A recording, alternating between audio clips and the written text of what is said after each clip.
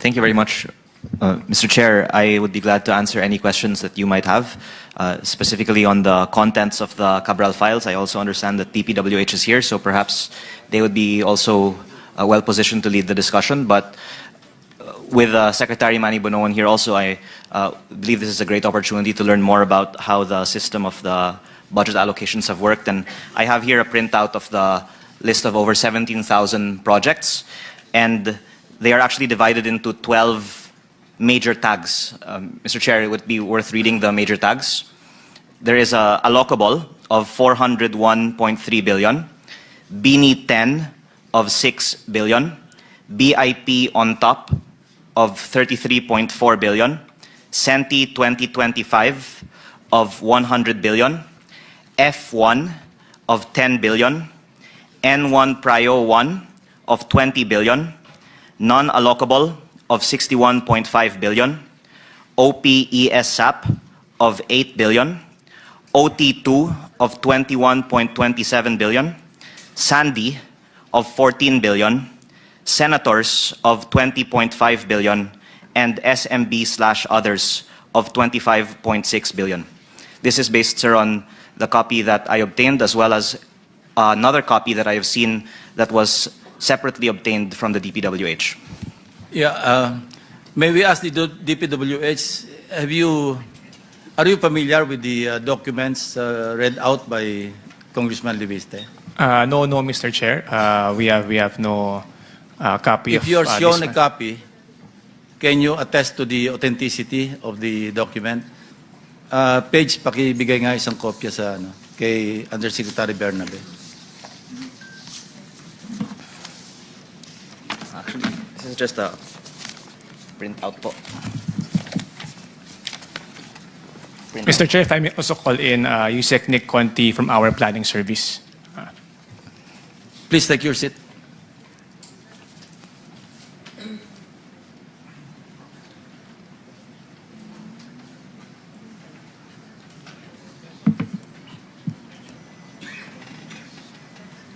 With your indulgence, Congressman, para lang makita natin kung properly authenticated ng DPWH.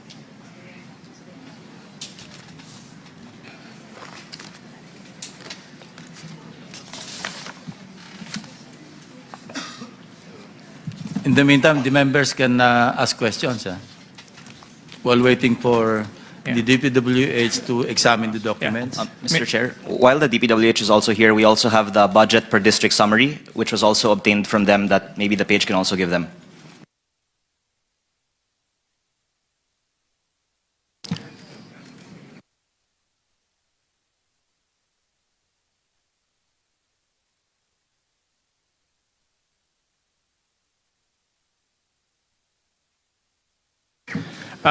Mr. Chair,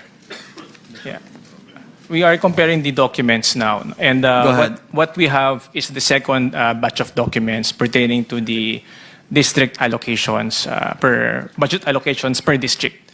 As to the first set of files given to us, we have no personal knowledge of these files. Can you make a quick perusal para ma-determine nyo alin ba dyan yung pwede nyo agad na masabing ang source talaga DPWH at masabi nyo hindi yung iba? Kung hindi naman, we can you can do it at a later date, kung gusto niyo iuwi Mr. Chair, ito pong pangalawang set of files we can validate. Ito po yung hawak ko ngayon. Ito pong first set, we will have to look into this. But I would surmise baka ito po yung galing sa computer ni late Undersecretary Cabral. So yung second batch, we can allow him to proceed, to Yes, Mr. Chair. digest o kaya iparinig sa atin sa public hearing na ito kung ano yung nilalaman. Yung second batch daw, okay lang. Mr. Chair, yung second batch actually na-post na rin sa Facebook noong Desyembre at summary lang naman po. No, I'm referring to the Blue Ribbon Committee records. Yung Facebook, hindi naman pwedeng gawin record ng Blue Ribbon. So you can discuss the second batch of documents if you wish. If not, then it's okay. So we can proceed. I'd be happy to answer any questions na lang that you may have po. But may I also add, Mr. Chair, that... Mr. Chair, if the good congressman will be the one to identify or talk about the contents of the files. I don't think he is competent because he is not part of the DPWH. He is not even a staff of DPWH. He has nothing to do with the preparation of the entries, the consolidation of the reports. He has no personality to testify. I think what he can testify is limited only on how he was able to obtain the files from DPWH, particularly from the office of Yusek Cabral. At least, from legal standpoint, it is not proper for the congressman to identify or make any explanation as to the contents of the files. He will be incompetent. First of all, I don't think these files which he got has been authenticated by the DPWH. As I can see, they are refusing to render the authentication. Na-authenticate nila yung second batch. Yun ang nire-refer ko na pwedeng i-discuss based on his own analysis. Yes. Yung second batch that he submitted, authenticated na. So, yes, Mr. Chair, that is one I would like to ask them. How do you authenticate? Is this a public record or a private record? This is of public record, Mr. Chair. This is a how do summary you- of... Kasi, under the law, ang authenticate lang doon sa inano ng Supreme Court sa rules ng electronic evidence, mga private documents lang. Considering, Mr. Chair, that these are public documents, will you please tell us the manner by which you identify or authenticate public documents? Mr. Chair, we are just authenticating that these documents emanated from the DPWH. These summaries of Wala ba the... siyang considering that these are digital records, wala bang digital signature? Yun lang, pag meron digital signature by any way, I think the committee will accept it. Walang digital signature, Mr. Chair. However, we have knowledge of the The authorship digital of signature, hindi naman yung signature talaga eh. There are various ways by which these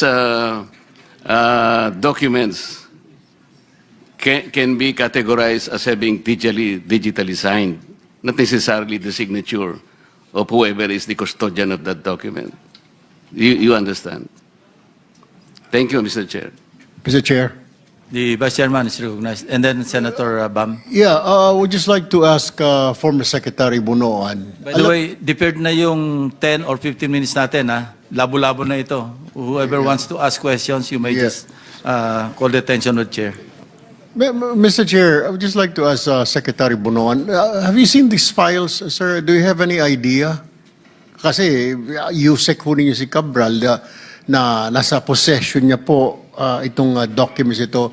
Do you have a copy of these files, of these documents? Have you seen these documents? I have not seen anything. I have not seen any of these documents that we are talking about, Your Honor. Yusek Bernabe show Secretary Bunoan, former Secretary Bunoan? Teka muna, si Asek ba o Yusek Conti? With the kind permission of the Honorable Chairman, I'm Nicasio A. Conti, the Undersecretary who replaced Yeah, Yusek. former Yusek Cabral. Administer lang namin yung oath ninyo. Yes, Mr. Chair. Secretariat. Kindly raise your right hand. Do you solemnly swear to tell the truth, the whole truth, and nothing but the truth in this proceeding? Please take your seat. Thank you, Mr. Chairman. Senator Erwin. Former Secretary Bunoan, can you identify these documents? Kasi Undersecretary niyo siya, I'm sure you also have a copy or you have knowledge of these files? And this document that has been shown to me looks familiar to me, Your Honor. This is this is a consolidation of the allocables, the computed allocable per district. And well, there are other information here, including what has been the total allocation as for the total allocation from the General Appropriations Act. Mr. Chairman, may I, that is a list, total allocation. My question is, was it released? that list, yan, yung hawak ninyo yan, na sinabi na galing daw doon sa file, listahan yan. District yan, per district. Listahan lang yan. Ano ba yung sinabit lang sa GAA, nasa GAA o nasa NEP, and then na-release ba? That I would Nagawa not know. ba? That I would not know. That is, I think, what the more important question to ask, not just a list. Yeah, I just, I am saying, Your Honor, that looks familiar to me, but as far as these items were released, I would not have any information about it, Your Honor. Mr. Chairman. Senator Bam. Yes, Mr. Chairman, has the committee established how the list was acquired? Hindi pa. Nakapagkwento na ba si Congressman Leviste? May we know, Congressman Leviste, how you acquired the list?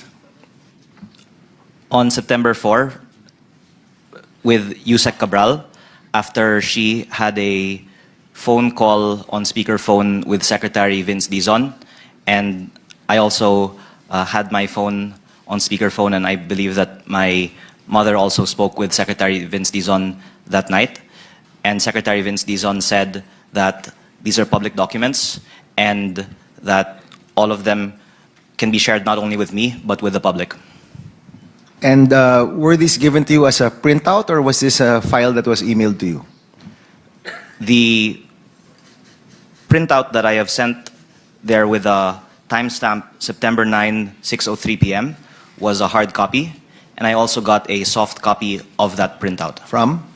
from the office of Yusek Cabral, with Yusek Cabral present. Okay, so yung email na pinanggalingan nung listahan is from a government employee or from an official email of the DPWH?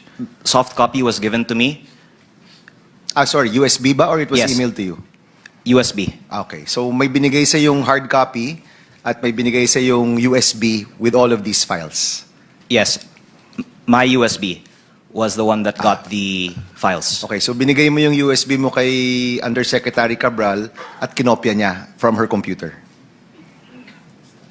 It was my USB from their computer in the presence of Yusek Cabral. Yes, but you have to. We just want to establish how the information arrived to the committee, no? So could you share with us how it arrived here? So binigyan ka ng hard copy, and how did you get the soft copy? In the presence of Yusek Cabral, I asked if I could get a soft copy of it, and my USB, after a few minutes, because it wasn't readily with me, was brought by my staff, and it was also seen on CCTV that we were coming in and out of the office. And that time, Yusek Cabral was with us. And that was after a phone conversation with Secretary Vince Dizon. Okay, so yung USB mismo, nilagay mo sa computer ni Yusek Cabral, and you transferred the file to your USB. In Correct. the office of Yusek Cabral. In her computer. In the planning services office computer. Okay.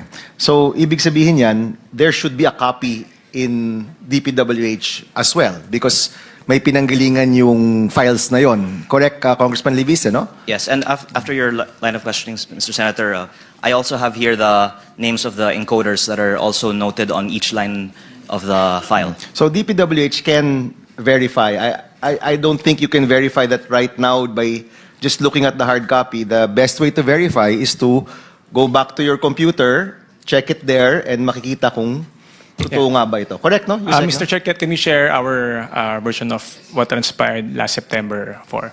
Now, what was reported to us that happened September 4 was that when Congressman Leviste came to DPWH and he was asking for the district allocation per district budget allocation. And this was the one authorized by Secretary Dizon. And that's the second batch of documents given to us, shown to us, and which we are validating.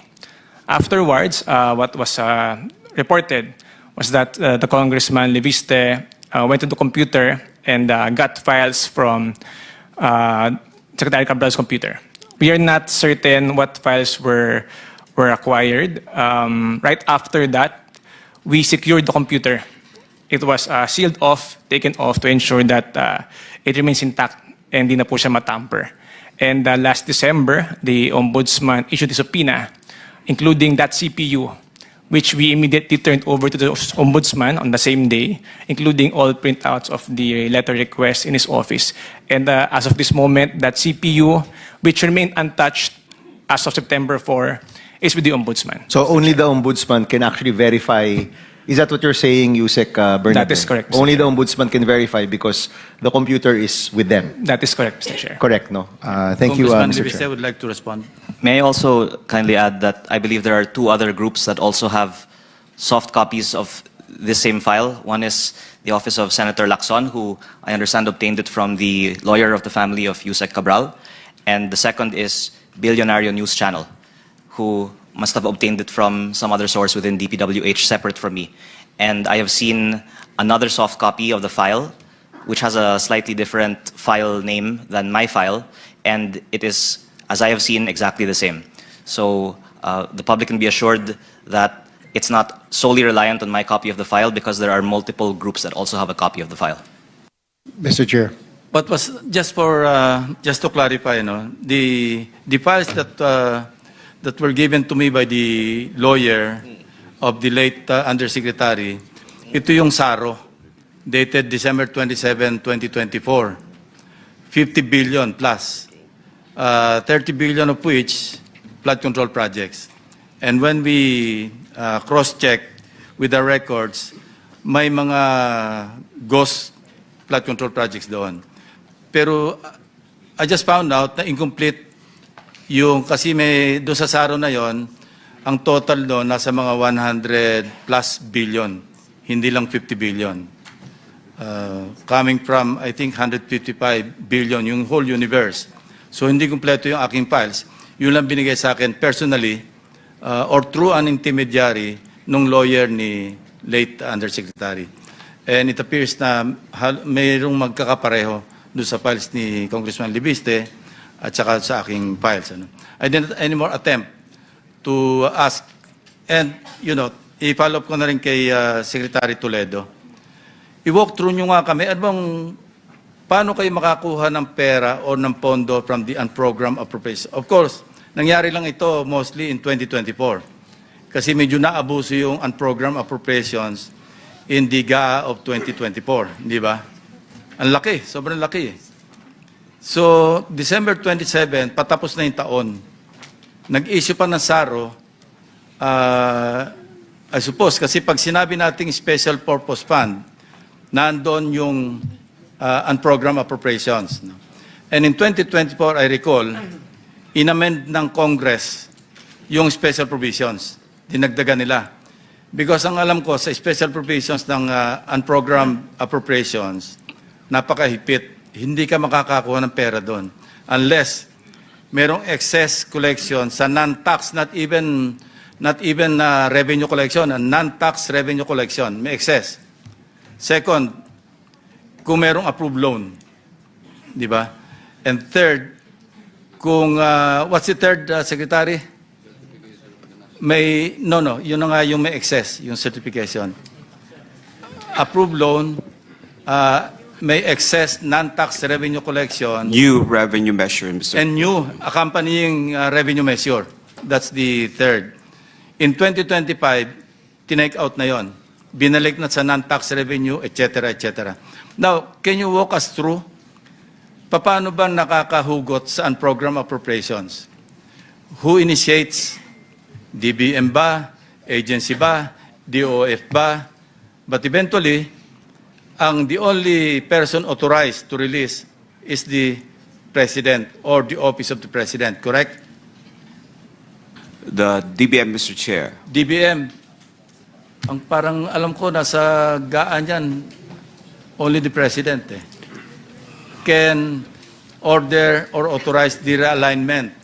Kukuha saan program, i-realign to augment items do sa regular budget. Oh. Now that you're saying it's DBM, then I submit, no? Kung Yeah. DBM. Mr. Chair. Bigyan nyo lang kami ng Okay. rundown. Paano ba yung ruta niyan? Okay, Mr. Chair. Thank you. So basically, the agency requests for the unprogrammed appropriations first are received, of course, by the DBM Central Office, which is mayroon po yung tinatawag na DMS, yung Documentary Monitoring System po namin, which then it will be routed for those who handles those specific requests. For example, DPWH, i-reroute namin po doon sa may hawak na po ng DPWH, we call the Bureau. And then, of course, initial review and compliance, of course, dire-review po ng ahensya or the bureau that handles it. Following what has been mentioned, kung na-achieve po yung ating trigger to unlock the unprogrammed appropriations, which is yung excess revenue or there is a new revenue measures plus yung ating mga, there's a perfected loan when it is particular for the foreign assisted projects. Okay. So after that po, the requesting bureau will now, of course, transfer that or request for our what we call the debit vouchers, which is kasi may managmumon administrator po ng unprogrammed appropriations para may control po tayo as far as releases for the unprogrammed appropriations, just like other lump sum funds, like for some pension gratuity fund and miscellaneous benefit fund, may lump sum po na nagmo-monitor or the administrator. So once debit voucher has been approved, yan po, release na po namin yan, okay, transmitted to the, of course, meron po yan, sinusundan po. It will pass through the Office of the Assistant Secretary of the Budget Preparation and Execution Group, together with the Undersecretary of the Budget Preparation and Execution Group. And then, once that's approved or endorsed to the Secretary, that will be signed by the Secretary, and that now becomes the special allotment release order signed and approved by the Secretary, Mr. Chair. Wait, anong role ng DOF? Sila magsasabi na merong excess revenue eh. Yeah, I forgot to mention that, Mr. Na-omit nyo, yes. I forgot to mention that, Mr. Chair. First, the excess revenue should be certified by the Bureau of DOF through the Bureau of the Treasury na may excess revenue po tayo. When we say excess revenue, that is comparison between the program versus the actual collection during that period. So yun po yung kailangan po natin may excess revenue muna bago natin ma-unlock yung Secretary, non-tax revenue. Not necessarily revenue collection, non-tax revenue.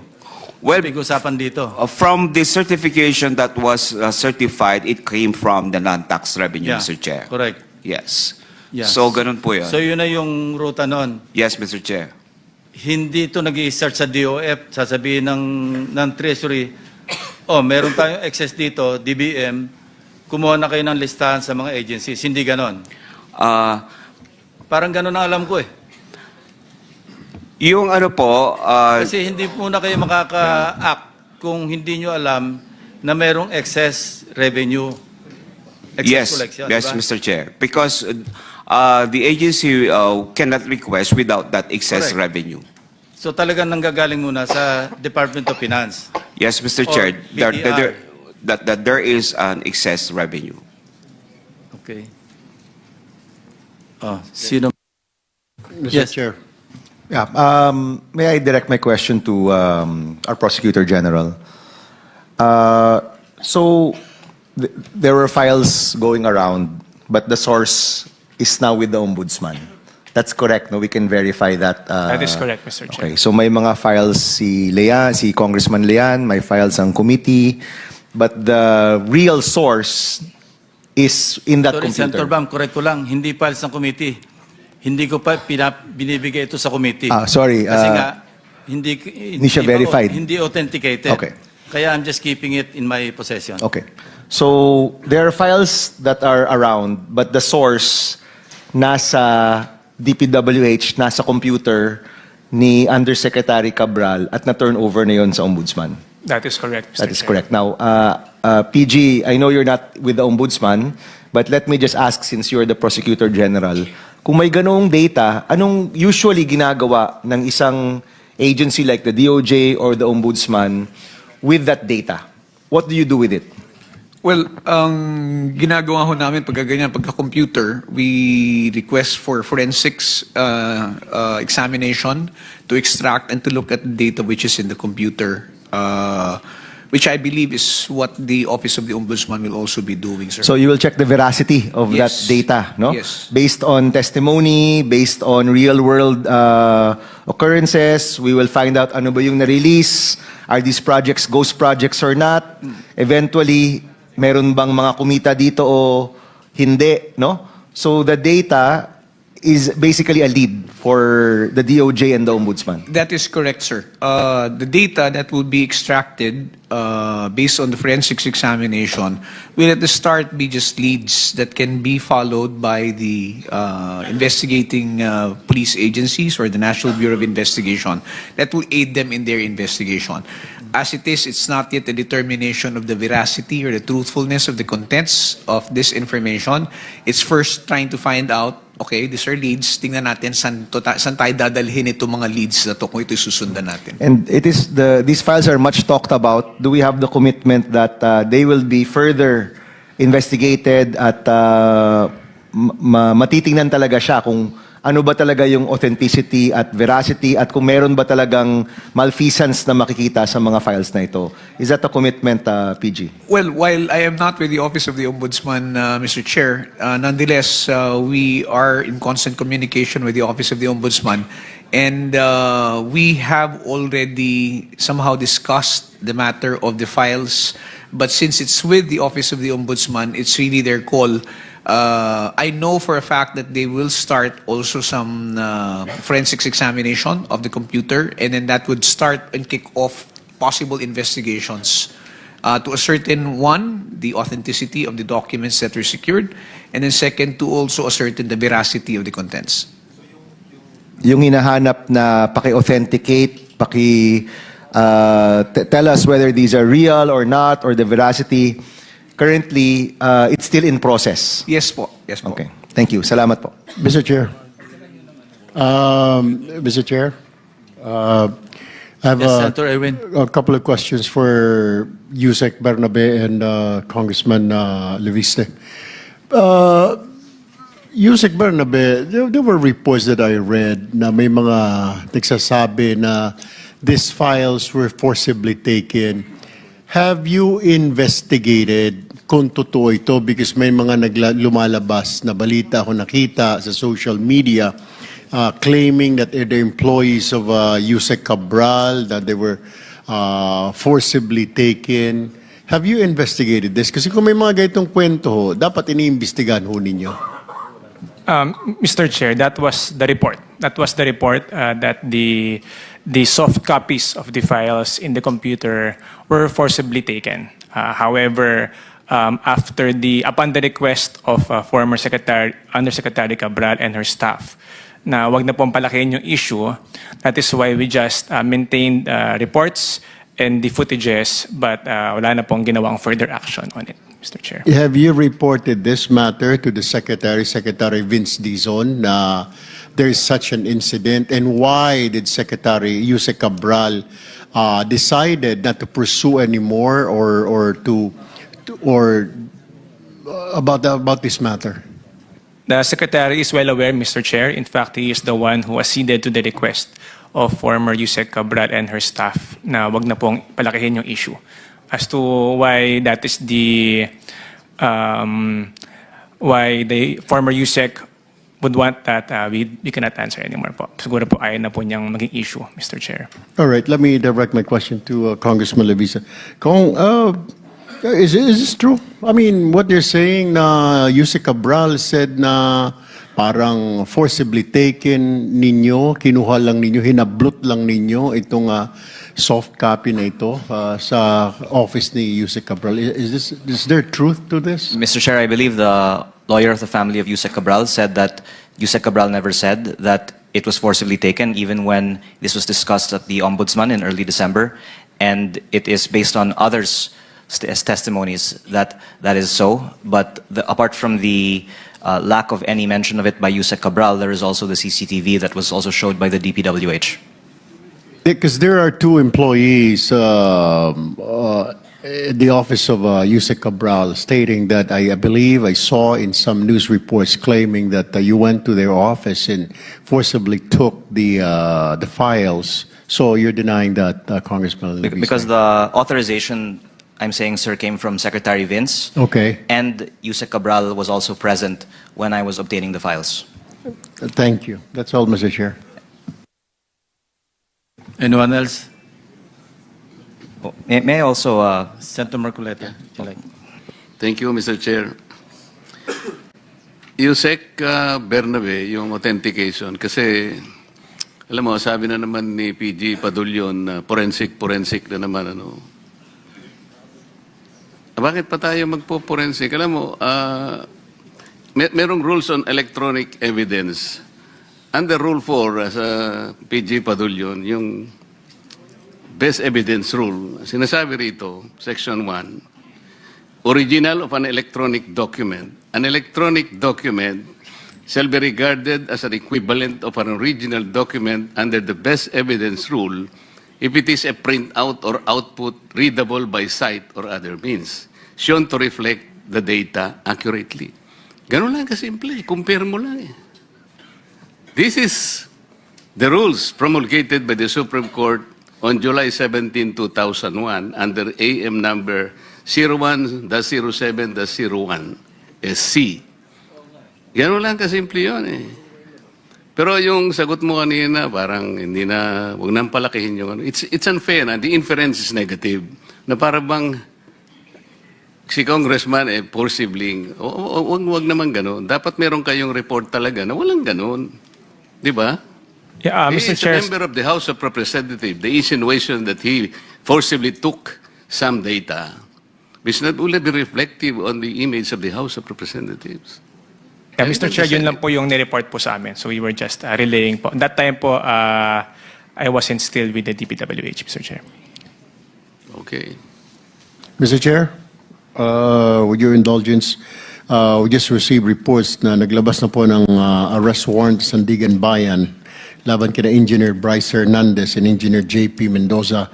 Now, Mr. Chair, I just want to put on record that once the arrest warrant is served to these individuals, what are we going to do? The Blue Ribbon Committee shall transfer their custody to Sandigan Bayan, or shall Oh, Mr. Chair, if I can just make a few quick points. First, I thank everyone for their questions on my involvement with the files. I would hope that we can also discuss the contents of it. But regarding my involvement, I would be glad to face any of those questions when they are brought to me. What is personally important to me is that the contents of the files can hopefully be made public. And considering that the DPWH is here, maybe there could be some kind of commitment on them authenticating and releasing it. And I would also like to note that to add to the authentication of it, I can also provide the committee, Mr. Chair, the list of the encoders, because there is a entered by on each. There's around 30 names here.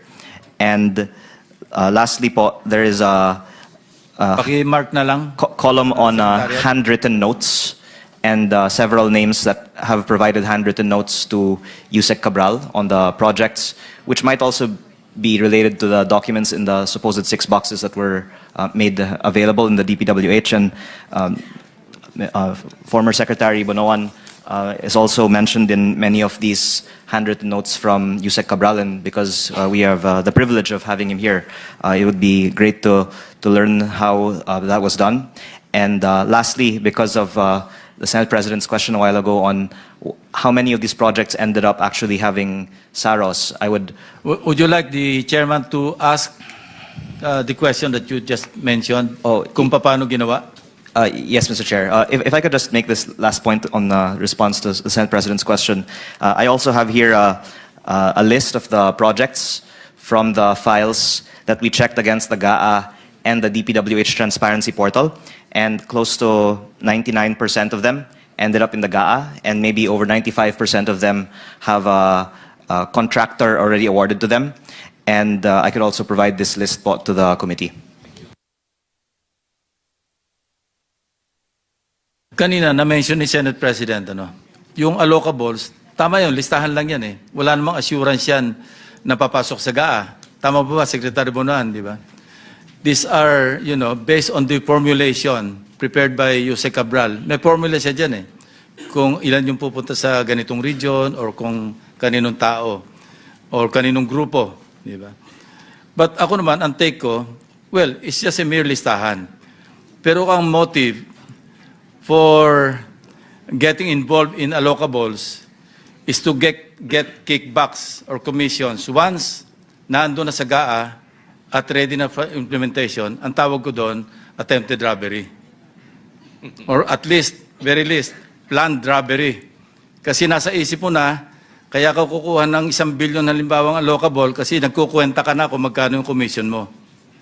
Pero without that, no, there's nothing wrong. With the list? With the list, per se. Depende sa motive. Di ba, Undersecretary Bernabe? Are you the son of the former justice? Oh, you should know. At saka, Lord, di ba, pwedeng i-analogous yan sa planned robbery, di ba? Nagpaplano ka na, dahil nagkukwenta ka na, oops, meron akong allocable na 1 billion. I'll pursue this to its logical conclusion, which is the GAA. Pag nandun yung GAA, naka-allocate na sa'yo, nagkukwenta ka na ng 10%, 15%, 20%. Yun ang masama. Pero kung allocable mo is to address the needs of your constituents, especially mga district representatives, I cannot see anything wrong with that. No. Even senators. Kasi may mga constituencies din ng mga senators in their respective areas of residence, for example. Ano. So, yun lang ang take ko. I do not agree and I do not also disagree with the Senate President along this line. Well, the best thing at this point, Mr. Chairman, is that the Ombudsman has the computer and the contents of what really is inside that, no? And it can be compared to the list that Congressman De Vista had, Senator Lacson had, and what is in the portals of these departments. In other words, the executive department has a copy. It will be a welcome for the committee to have the files by Congressman De Vista submitted to the Blue Ribbon Committee, Mr. Chairman. Thank you. Senator Mr. Chair. Marcoleta. So, Yusek Bernabe, palagay ko mahihirapan kayo na sabihin na hindi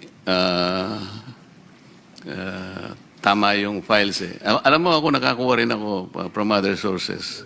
Pareho rin eh. Kaya nung yung ating chairman nagsalita, nagkaroon siya ng press con, sabi niya, at least there are 5 secretaries, cabinet secretaries, and USEC have been recipient of allocables, sabi niya, as shown by the Cabral files. Tiningnan ko talaga. Tama siya eh. So, hindi naman kayo nag-react eh. Di ba?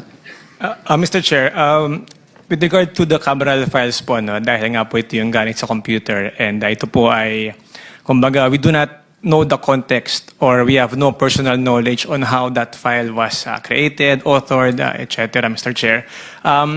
Remember, Mr. Chair, the Secretary assumed this post September 1. And in September 4 po nangyari itong incident, he had impossible for him to know kung ano man ang laman ng computer na yun. That is why when it was reported that files were secured from the computer, the prudent thing to do was to secure the computer.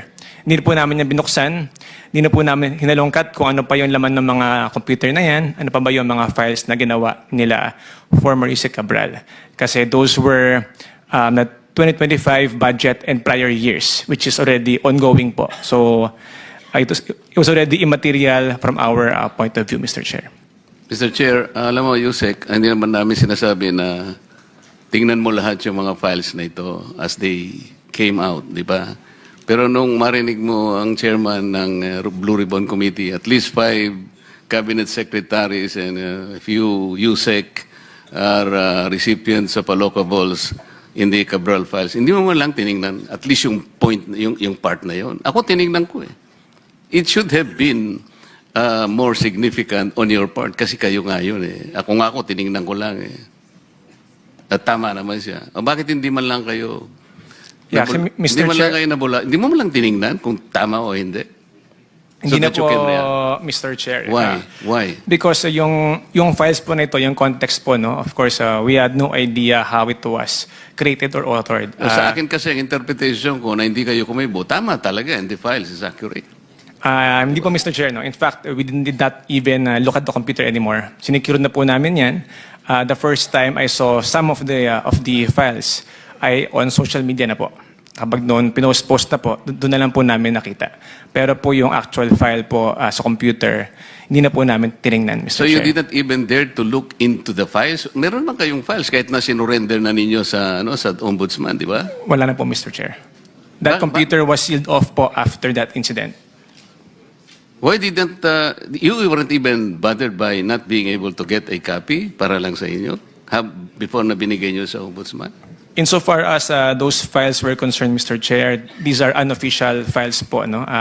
Ito pong mga, paano po ginawa yung document na yon, ano po yung mga nakalagay doon. At the very least, we have expected from you, like investigating whether or not the files were modified or altered or deleted. Kasi malalagay doon sa computer kung the date where you modified it. Yes, that is Bago why... niyo binigay doon, so makikita natin even the files acquired by Congressman Lebiste would suggest whether they were altered, deleted. Makikita nyo naman doon eh. That is a minimum requirement that you have done, sana. Para makita natin, even without forensics, alam mo na, totoong mga files. This is more important. That is correct, Mr. Chair. Kaya lang po, we thought that ombudsman po yung best na mag-handle ng files together with the PNP ACG, Mr. Chair. I think baka po, kapag po kami yung maggalaw, baka po matamper namin at mapagbentakan pa kami na tinamper namin yung mga files, Mr. Chair. Thank you, Mr. Chair. Mr. Chair.